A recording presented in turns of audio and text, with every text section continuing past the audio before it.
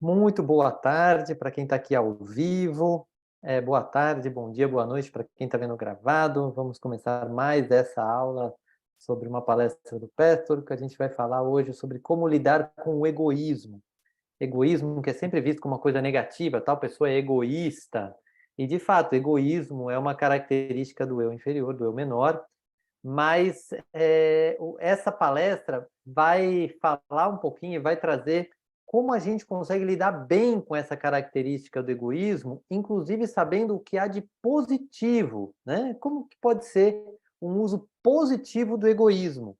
E isso que vai ficar aqui muito claro nessa palestra que foi aí transmitida pelo Guia do Petro. Essa é a palestra 164. Se você não está inscrito ainda no canal, inscreve, marca as notificações, porque cada semana que sair uma palestra nova você recebe.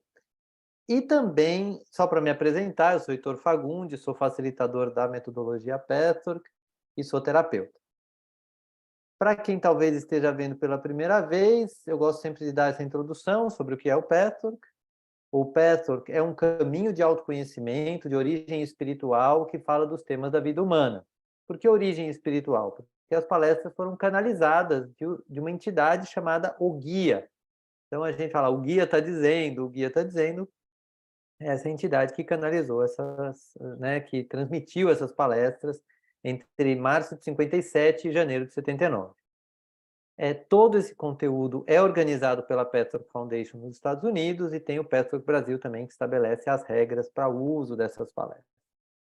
E este caminho de autoconhecimento, ele usa 5 ferramentas, que é a prece, a meditação, a leitura das palestras. Então, só de ler as palestras você já começa a ter muitos insights, assim, sobre, talvez sobre si mesmo, sobre a vida, mas também existe o estudo das palestras, que é você mergulhar um pouco mais, às vezes com ajuda dentro de um grupo de estudos ou de um helper, fazer um mergulho na sua vida, em como essas palestras têm a ver com a sua vida.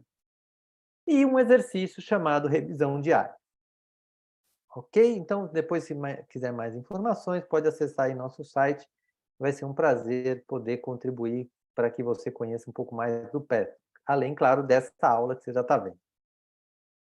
Então, para a gente começar, eu vou convidar a gente a fazer uma prece e uma meditação.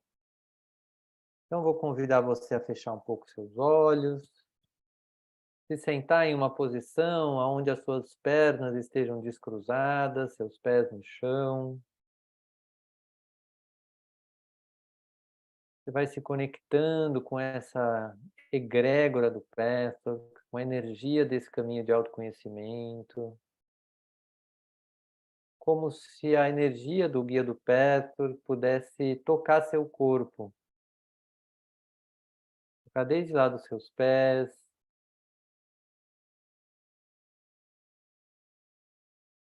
seus tornozelos, sua panturrilha, sua canela, seus joelhos. Vai percebendo como fica a sua respiração quando você convida essa energia a tocar seu corpo, se é algo agradável, desagradável, algo que você quer continuar, algo que você quer interromper.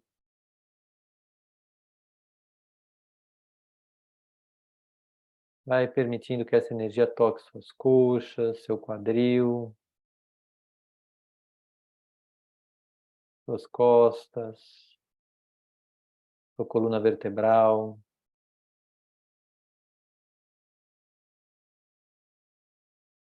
Vai permitindo que essa energia toque sua barriga, seu diafragma, seu peito, seus ombros.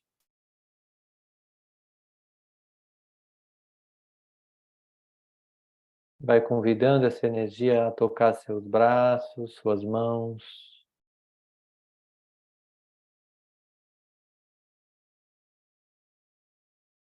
seu pescoço, sua nuca, seu queixo, sua boca, seu nariz, seus olhos, sua testa, até o topo da sua cabeça.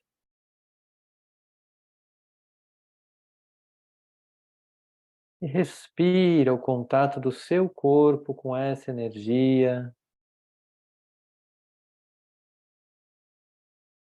E vai convidando essa energia a adentrar cada vez mais profundamente, como uma energia de purificação, de verdade, que vai tocando todo o seu corpo emocional também. Todas as suas emoções de eu inferior, como medo, orgulho, obstinação, e todas as emoções de amor, de poder pessoal, de vitalidade, de serenidade positiva. Convida essa energia a estar com você.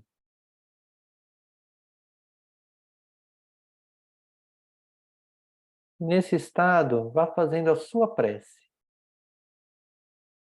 por si mesmo, por si mesma, nesta aula de pé.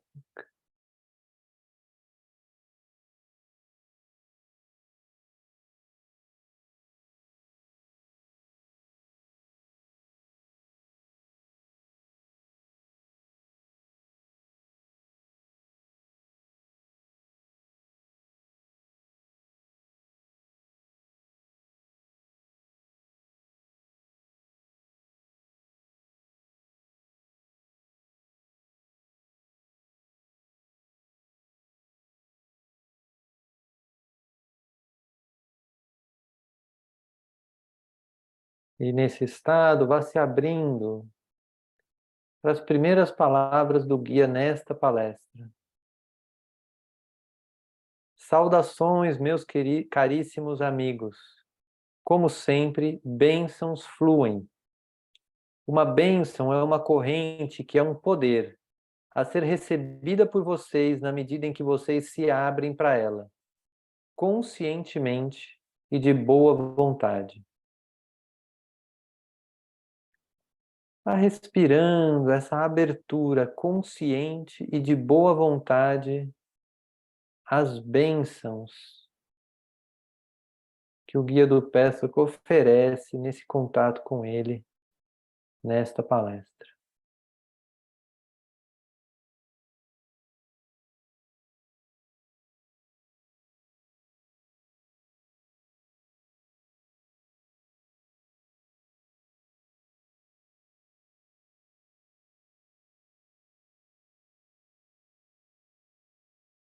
E aí, lentamente, vai se preparando para abrir os olhos. Todo mundo bem? Faz um sinalzinho quem está aqui. Bom, vamos em frente. Van, você pode ler esse primeiro slide? Sobre as doenças. Quase sempre se supõe que a infelicidade do homem seja uma indicação de doença, isto é, normalmente dito e interpretado de uma forma errada e distorcida. O resultado é que o homem luta contra a manifestação de seu ser interno, como se a própria manifestação fosse a doença. É naturalmente bem verdadeiro que, se o homem estivesse completamente em harmonia com as forças universais, ele não seria doente, neurótico, infeliz.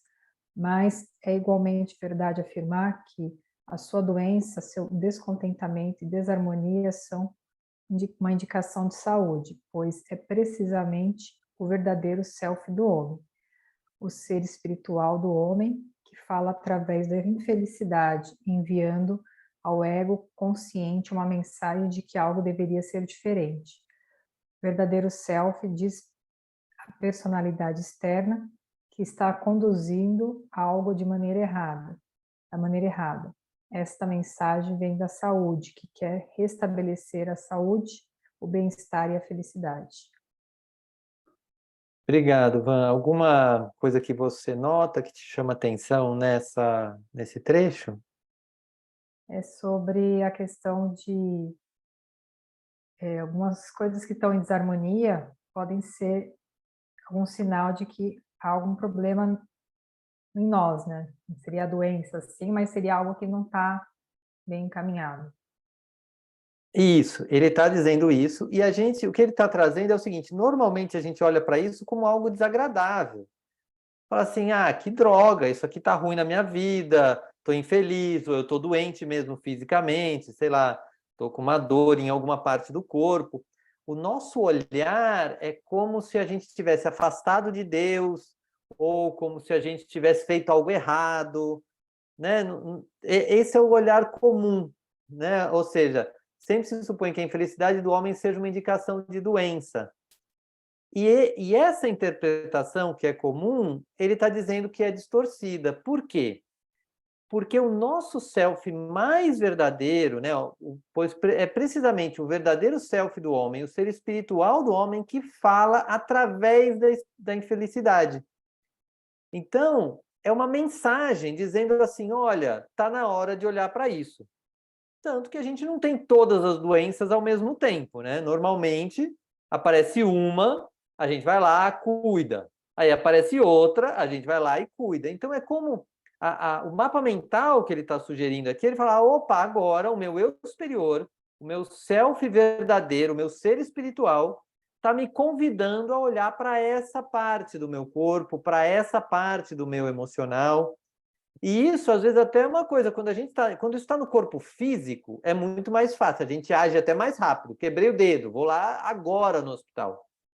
Agora, nas nossas neuroses, nas nossas ansiedades, depressões, tudo que é mais emocional, muitas vezes as pessoas não reconhecem esse recado. Ninguém precisa viver com ansiedade, com depressão, tudo isso é tratável.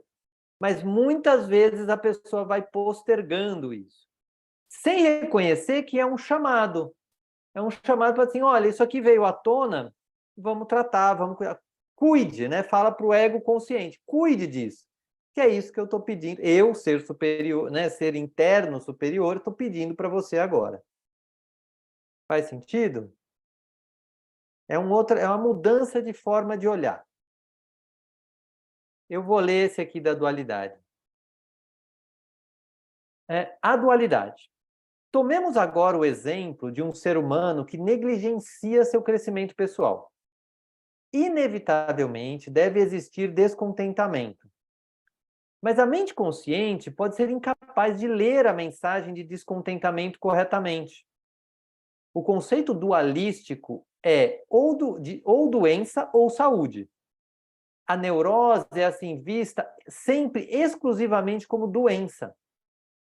Verdadeiro como seja isso, contudo, é igualmente verdadeiro que vem da saúde e luta em sentido à saúde. Isso me leva novamente ao tópico da dualidade. Eu repito, as tensões e confusões do homem, bem como seu sofrimento e medos, são um resultado do estado dualístico da consciência, no qual tudo é dividido ao meio, no qual uma metade é decretada como boa e desejável e outra como ruim e indesejável. Esta é sempre uma forma errônea e ilusória de perceber e experienciar a vida. Então, o que ele está reforçando? Primeiro, de que é isso mesmo, ou seja, ele está reforçando o que estava no slide anterior, que é que a doença ele é ruim, então, de fato, é desagradável, gera descontentamento, mas a origem dela é a saúde, ou seja, é um trabalho do corpo, do eu superior, em direção à saúde. E enquanto a gente fica, doença é ruim, saúde é bom, doença é ruim, saúde é bom, a gente está nesse estado dual, reclamando da doença e querendo a saúde na marra, sem cuidar da doença, negligenciando esse lugar doente, em várias formas. Então, aí cada um pode olhar para si para sentir um pouco como é que vê, se está se sentindo doente, saudável, e se está tendo essa visão dualista. Porque sempre que a gente está na visão dualista, a gente está numa forma ilusória, tem algo faltando. E aí a gente fica meio tenso, se está aqui ou se está lá, se está aqui ou se está lá, em vez de criar um todo, aonde a gente vê que a doença faz parte do caminho para a saúde. Tudo bem? Alguma dúvida aqui? Vamos em frente. Você pode ler, Ivan? É, Não, é isso mesmo. masculino, feminino. Tomemos os princípios masculino e feminino que discuti na palestra anterior. Aquele que é muito distorcido, muito subjetivamente influenciado e perturbado. Irá experienciar um como positivo e o outro como negativo. A psique profunda, na qual nem todas as antigas obstruções são superadas, ainda abriga a divisão do bom contra o mal. Mas, geralmente, em um grau bem maior, a pessoa média experiencia esses opostos de uma forma verdadeira, que ambos são intrinsecamente bons e belos. Eles complementam um ao outro de uma forma maravilhosa, fazendo uma unidade, um todo, ambos contêm aspectos do universo criativo. Assim, o que é bom e o que é ruim não é sempre divisível, de modo que uma polaridade seja um e a outra seja o outro. Cada polaridade é toda boa quando está em um seu estado natural, não distorcido. E cada polaridade é ruim quando a distorção e o erro se estabelece. Alguma coisa te chama atenção? Essa questão de, às vezes, querer classificar algo como bom ou ruim, né? Mas é como se essas duas polaridades elas existem, né? As polaridades. Então, quanto mais a gente não vê por esse lado de entrar no julgamento do bom e do ruim, e olhar que pode ter algo que está positivo no sentido que está, mas não está distorcido, né? Quando o outro lado também está, né? Percepção das coisas. Exato, você falou, você pegou na veia, que a gente tem o hábito de jogar o bom e o ruim, né? Então a gente tem isso. Ele está realmente fazendo esse convite para mudar esse olhar. E aqui ele traz um exemplo, como é muito comum nas palestras do Petro, ele traz um exemplo bem tangível, assim, bem pé no chão para nos ajudar a ver, assim. Por quê? Tirando pessoas muito distorcidas, que talvez achem, os homens são bons, as mulheres são ruins, ou ao contrário, as mulheres são boas e os homens são ruins, né? Às vezes tem algumas pessoas que soltam isso, às vezes com piada, às vezes acreditam fortemente que as mulheres são o problema do mundo, os homens são o problema do mundo. Tirando essas pessoas muito distorcidas, a maioria das pessoas sabe que homens e mulheres têm qualidades e defeitos e que, no fundo, cada energia é importante nas suas diferenças, nas suas essências. Então, com isso, se a gente consegue fazer isso para o tema homens e mulheres, masculino e feminino, onde a gente sabe, não, tem homens que têm características assim, que são um pouco diferentes do que eu tenho, mas ali tem uma essência positiva. Tem mulheres que têm né, comportamentos típicos femininos que às vezes são diferentes, mas na essência elas trazem algo positivo pela diferença. Então, o que ele está dizendo aqui? A gente consegue fazer isso para homens e mulheres, para masculino e feminino. Por que é que a gente não faz isso para doença e saúde? Essa é a questão, é isso que ele está trazendo aqui, né, para a gente começar a quebrar a dualidade, pegar um lugar onde a gente consegue fazer isso com mais facilidade e começar a aplicar isso em outras áreas, inclusive no egoísmo, que é uma coisa que a gente vai falar aqui mais hoje. E a Michelle está perguntando aqui, e para felicidade e a infelicidade? O que o guia vai falar? É que a infelicidade também é um caminho para a felicidade. Se tem áreas da sua vida que você está feliz, você já está plena, você já está conectada com o seu eu maior, então está fluindo bem. Aonde existe infelicidade é o despertar de um trabalho para dizer assim, aqui eu preciso trabalhar a caminho da minha felicidade. Então eu vou trabalhar a infelicidade, ver de onde ela veio, como eu criei, o que eu posso fazer. Eu atravesso essa infelicidade como um recado do meu eu maior, dizendo assim, aqui tem que olhar, e aí você alcança a felicidade de novo. É a mesma lógica, é começar a sair da dualidade e saber que a infelicidade, etc., são caminhos para o oposto disso. Deixa eu ver se ficou claro. Entendeu? Tá ótimo. Então, vamos em frente. Agora eu vou ler. O curto-circuito. Na percepção verdadeira, ambos os opostos são aceitos e funcionam organicamente, ajudando um ao outro mutuamente. Na percepção ilusória de exclusão mútua, esses criam um curto-circuito. Na escuridão da confusão, o indivíduo é exortado a fazer uma escolha, mas não pode fazê-lo com sucesso. O resultado adicional desse estado é entorpecimento, falta de vida, amortecimento dos sentimentos.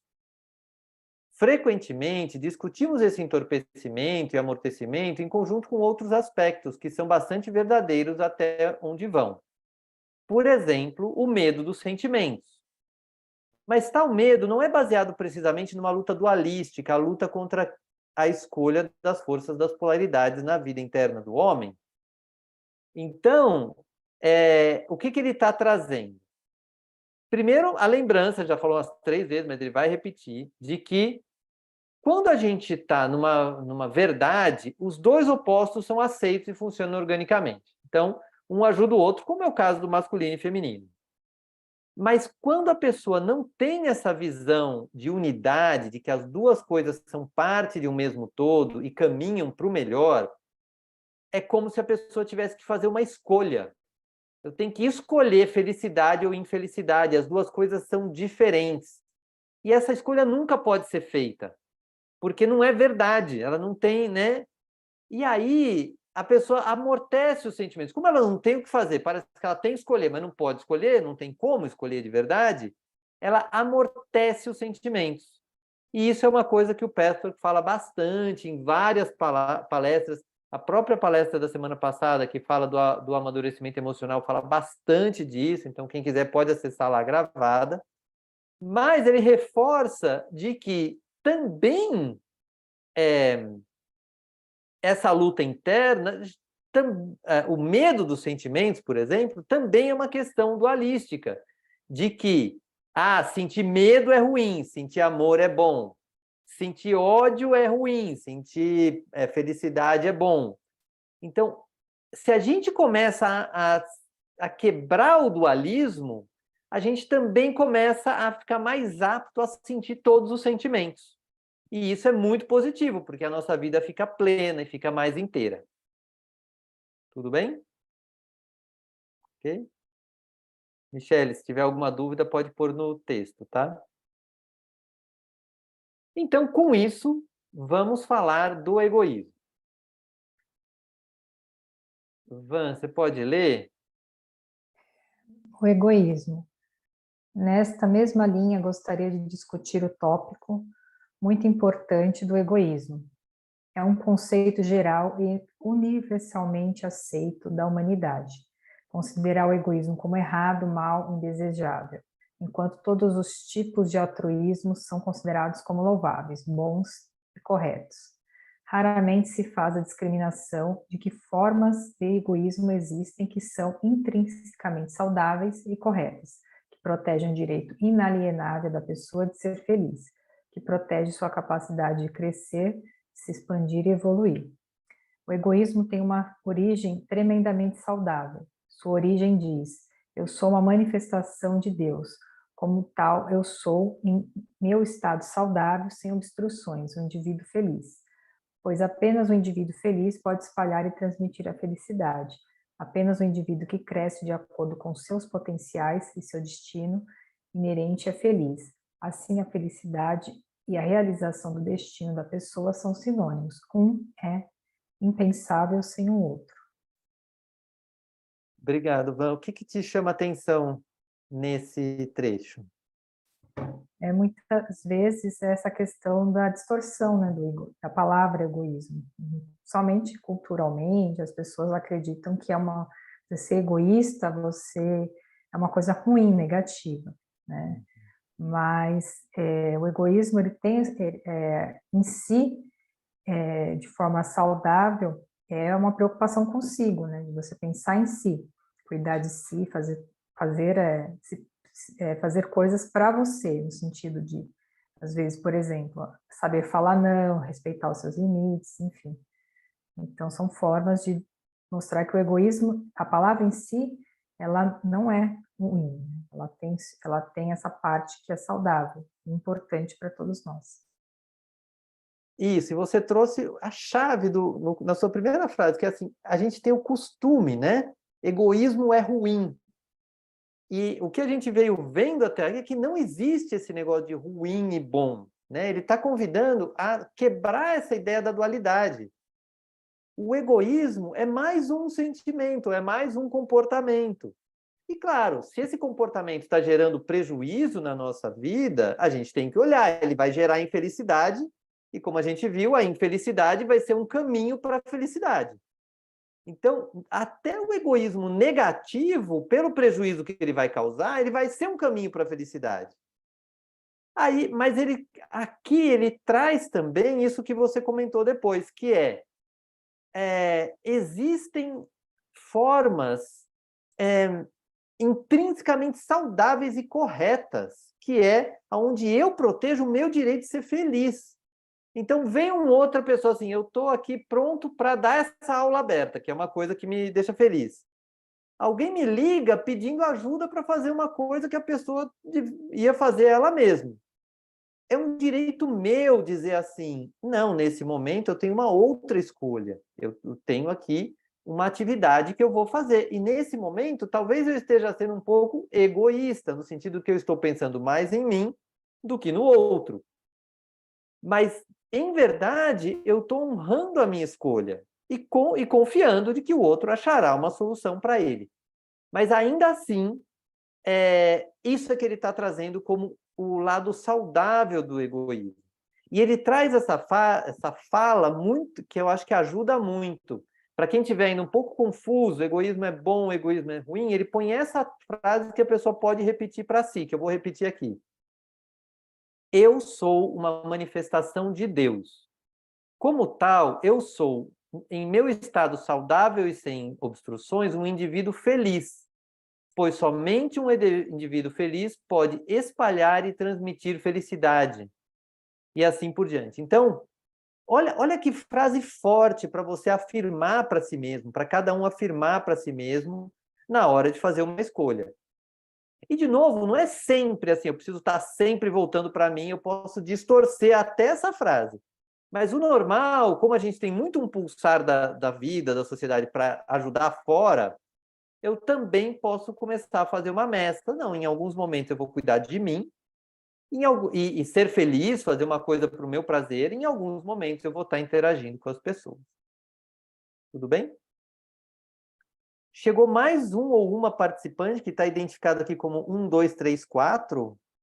Você pode falar seu nome?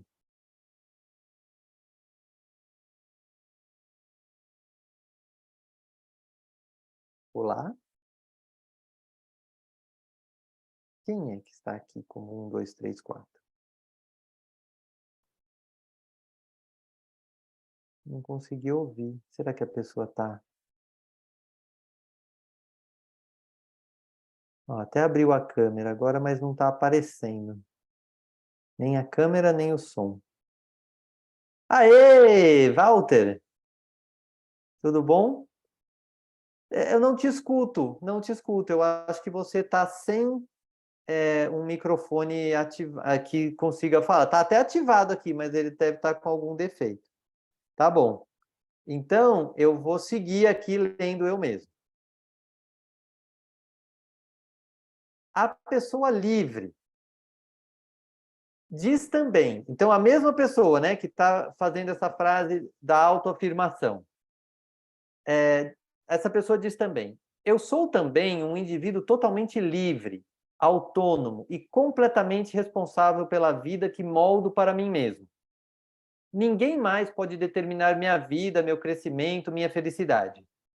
Não permitirei a mim mesmo sutilmente transferir essa responsabilidade para os outros, comprando-os através do meu falso altruísmo, através da escravização, através do fazer a mim mesmo sentir tão sem egoísmo porque abdico dos meus direitos. Quanto mais vocês chegarem a expressar essa forma de vida honesta, saudável e autorresponsável, mais vocês se sentirão seguros em si mesmos, porque a segurança é encontrada estando ancorados em si mesmos. Assim, a verdade revela o âmago divino, o qual se torna por si mesmo sua âncora. O falso altruísmo faz o homem perder seu centro. Ele então se ancora na outra pessoa pela qual se sacrifica. Olha que rico que é esse slide.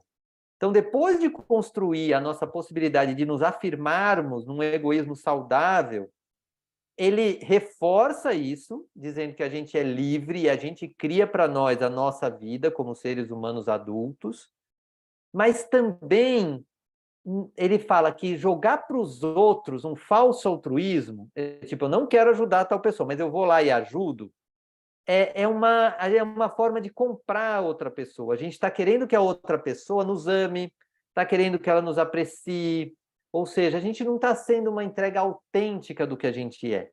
A gente está querendo, está mais interessado em comprar o outro para que ele nos faça sentir bem. E isso é um desafio, ou seja, a gente começar a perceber nas nossas ações se a gente está agindo por um altruísmo verdadeiro, onde eu quero dar o meu melhor para o mundo, e não importa o que acontecer, ou se no fundo eu estou querendo algo em troca. E se você quiser, reconheça que está querendo e tudo bem. Você não está nesse nível de altruísmo, nós todos provavelmente não estamos nesse nível assim tão altruístas. Mas podemos dar passos, podemos nos aproximar cada vez mais. Eu posso criar uma nova iniciativa aonde se o retorno que vier vai ser agradável. Não estou esperando nada em troca, assim, que precisa ser dessa forma. Então, isso tudo bem. E se lá no fundo... E eu também posso me permitir ficar feliz, por exemplo. Eu não sabia quem vinha hoje na aula, mas estou feliz com cada um que está aqui. Então, é uma forma de representar esse lugar bom da vida, onde a gente dá por prazer de dar. E aí, a gente se ancora em si mesmo, ou seja, não depende do outro, não depende do outro. Esse tipo de leitura foi uma das grandes inspirações, inclusive, para mim, para dar essas aulas. Porque mesmo que não venha ninguém, eu vou dar aula, e vou postar no YouTube e vou ficar feliz com cada pessoa que assistir.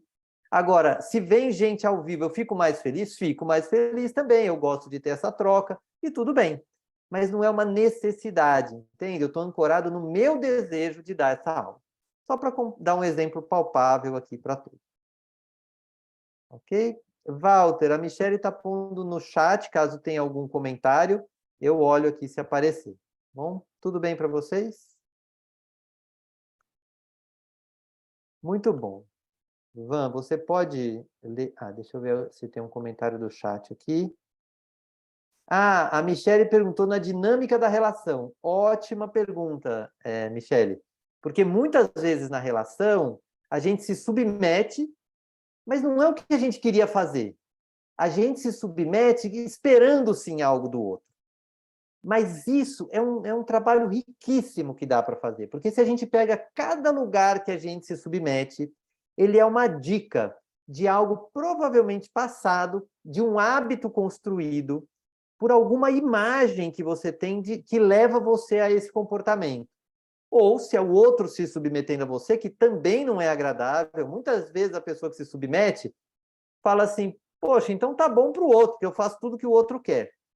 Na relação, quando você sempre é atendido por uma pessoa submissa, se a pessoa tem um mínimo de consciência, ele percebe que não é legal. Assim, eu não quero um homem, uma mulher submissa para mim, eu quero alguém de igual para igual.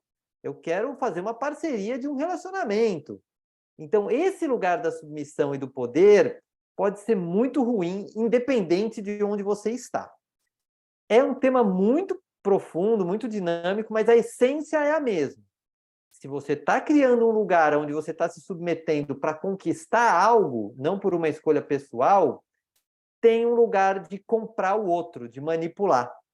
E isso dá para ser trabalhado, é um caminho que é um fio que, se puxar, dá para trazer muita coisa e dá para transformar muito a relação, ainda que nem sejam os dois fazendo esse trabalho. Só de um mudar, é basicamente assim, se você está nesse lugar e você começa a se movimentar para cá, o outro também fala, opa, tem algo mudando, também deixa eu me ajustar para cá. E esse trabalho é muito... Mas um consegue fazer o movimento por si só. Pode ter a ver com medo também, mas o medo e insegurança, ele é um fator que vem a reboque de alguma imagem, né? Porque algo deveria ser, ou eu acredito que seja dessa forma. E isso tudo, muitas vezes, está baseado numa mentira, em algo que não se sustenta na realidade, fora, mas dentro se sustenta. Tem um cenário interno que justifica esse medo e essa insegurança. Tema para mais trabalho. Eu acho que aqui a gente vai ficar com pouco tempo para explorar isso no total. Mas depois, se quiser, me manda uma mensagem e a gente explora isso mais, tá bom? Vamos lá. Agora eu me perdi. Eu que li o último, né? Van, você pode ler esse?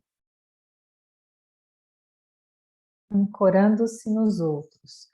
Quando o homem está ancorado, não em seu próprio self real, mas na aprovação dos outros, através dos quais ele espera ganhar a sua identidade, seu autorrespeito e sua felicidade, ele não pode compreender as mensagens da sua natureza divina.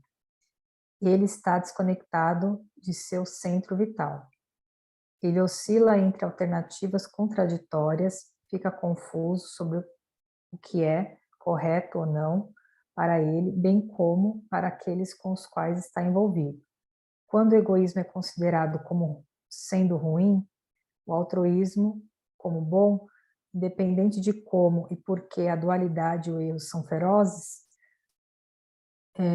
portanto, o conflito entre o autointeresse e o interesse dos outros é inevitável. Parece que, de fato, um conflito real. E neste nível é,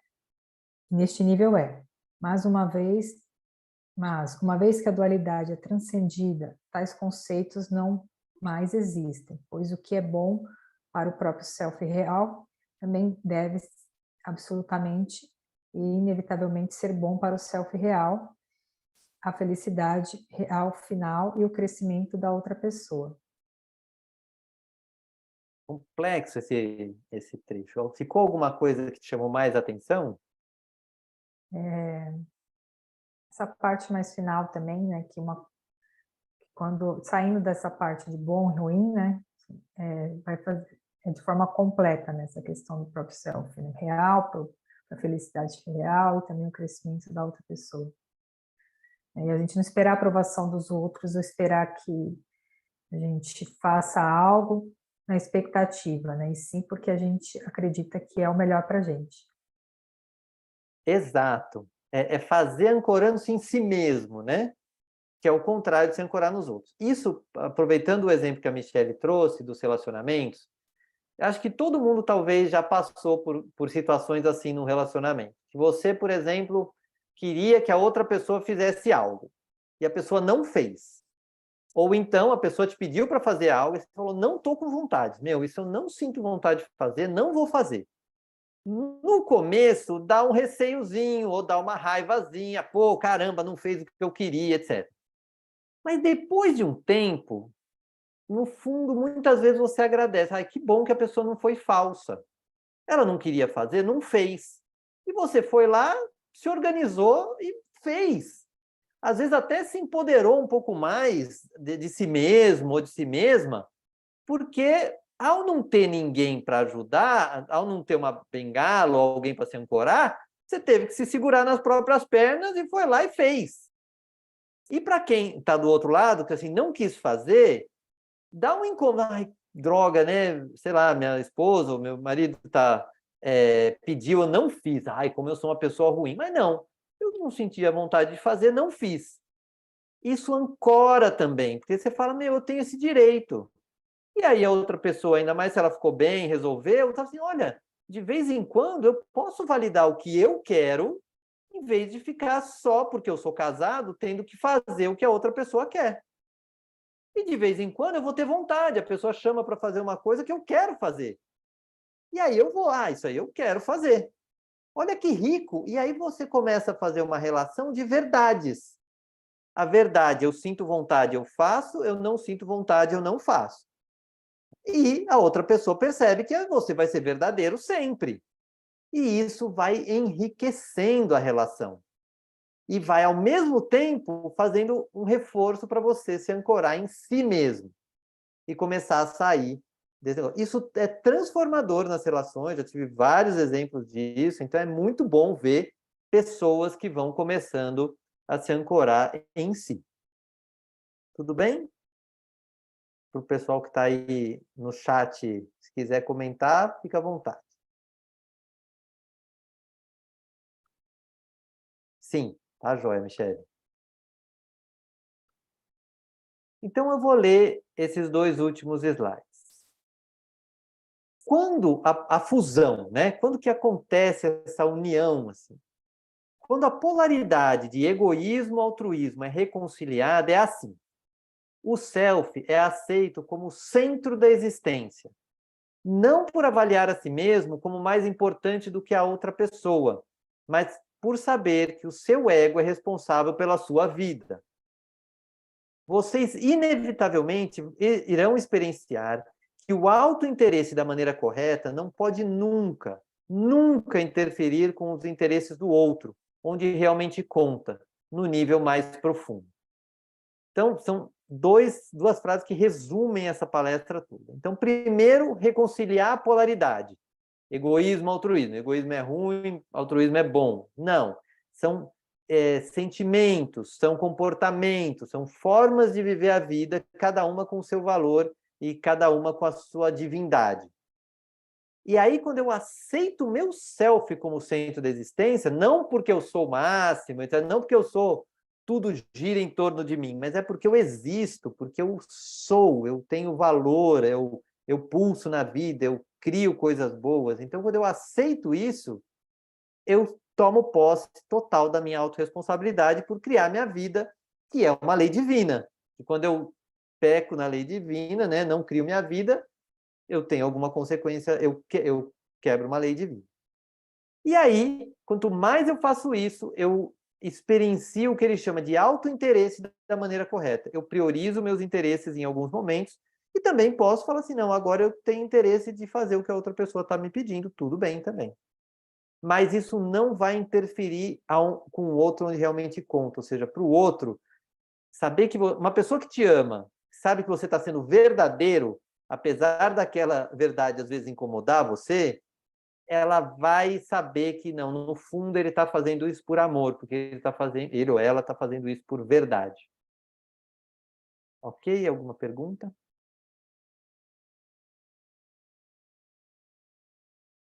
Muito bem. Aí, vamos ver. Sim, em relação ao amor. Michele, não sei se isso foi uma pergunta em relação ao amor ou isso que eu falei em relação ao amor é verdade, que é uma ação que traz verdade, né? Vamos ver. Eu posso sentir que não sou amada. Isso é verdade, você pode sentir. Às vezes, esse sentimento vem como uma solidão, né? E se você assume essa verdade, um passo mais desafiante é assumir que você criou uma realidade onde isso está acontecendo. Isso é muito desafiante mesmo, porque a gente quer muito colocar no outro. E não é a ideia aqui de se culpar. É dizer assim, então eu que criei isso, eu vou me chicotear. De forma alguma. Mas aonde que você não está se cuidando? Primeiro, dando amor a si, amor mesmo, a si. Aonde você não está se sentindo amada por si. E com certeza é capaz de criar isso, talvez com ajuda, mas é capaz de criar o amor próprio. E esse amor próprio talvez seja a chave para começar a criar um amor mais profundo com uma outra pessoa. Às vezes a gente espera que o amor venha do comportamento do outro. Se o outro fizer isso, eu sou amada. E não é assim. Primeiro é a sua abertura para o amor, a abertura para amar a si mesma, ou a si mesmo se for um homem. Então, isso é muito importante. Outro tema profundo que vale um outro aprofundamento aí em algum momento. Tudo bem? Ok. Então, eu vou convidar todos a fecharem os olhos um pouquinho para a gente finalizar essa palestra. Vai voltando aquele contato com a energia do guia do Petwork. imaginando essa energia tocando o seu corpo, penetrando profundamente nas camadas resistentes à verdade.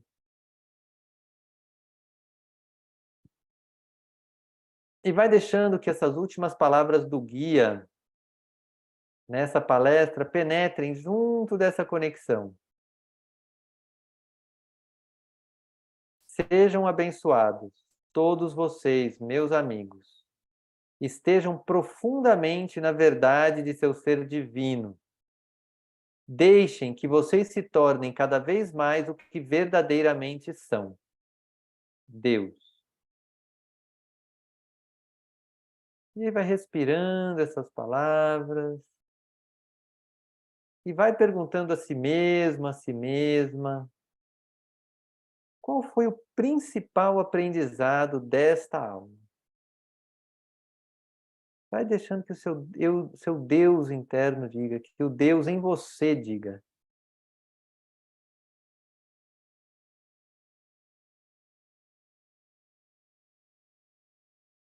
Quando você tiver esse principal aprendizado, pode abrir os olhos.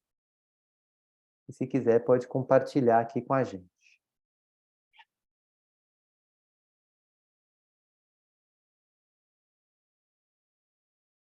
Alguém quer falar? Michele quer escrever? O Walter quer escrever?